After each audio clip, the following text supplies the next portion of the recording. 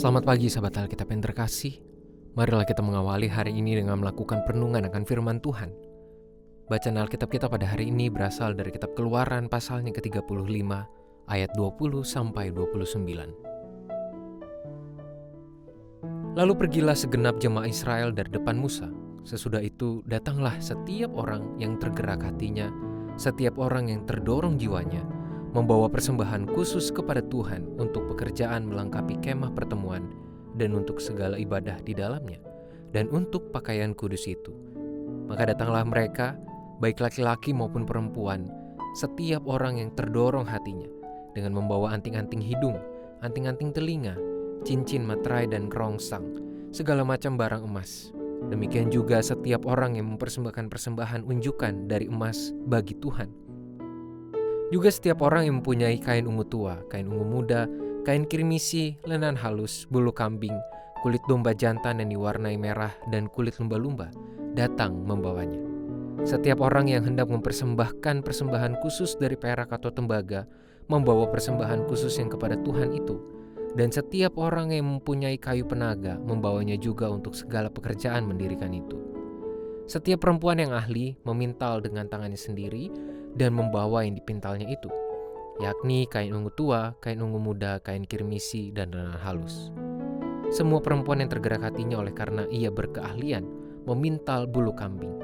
Pemimpin-pemimpin membawa permata krisopras dan permata tatahan untuk baju efod dan untuk tutup dada, rempah-rempah dan minyak untuk penerangan, untuk minyak urapan, dan untuk kukupan dari wangi-wangian. Semua laki-laki dan perempuan yang terdorong hatinya akan membawa sesuatu untuk segala pekerjaan yang diperintahkan Tuhan dengan perantaran Musa untuk dilakukan. Mereka itu, yakni orang Israel, membawanya sebagai pemberian sukarela bagi Tuhan. Kenapa saya memberikan persembahan?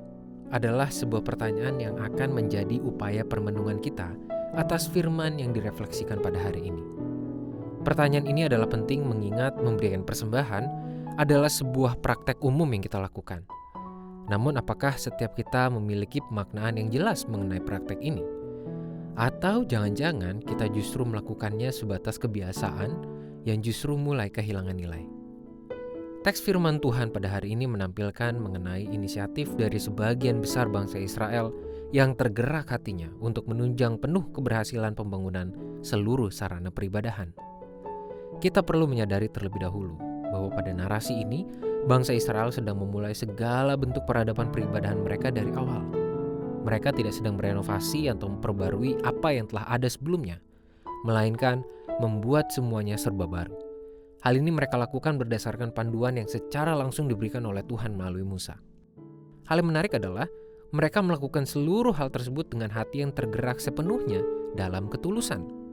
Kondisi ini ditegaskan hingga 3 kali di dalam ayat 20-29. Tentu saja, hal tersebut bukanlah tanpa makna dan nilai mendalam. Secara khusus untuk kita refleksikan ke dalam kehidupan peribadahan yang kita lakukan di masa sekarang. Penegasan tentang hati yang tergerak dan terdorong pada diri orang Israel dalam kegiatan pemuatan sarana peribadahan menunjukkan bahwa mereka tidak merasa terpaksa untuk melakukan seluruh panduan yang Tuhan berikan.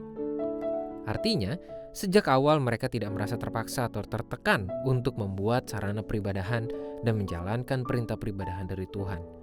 Mereka telah menunjukkan bahwa ketulusan hati adalah penggerak utama bagi umat untuk mengalami relasi yang intim dengan Tuhan.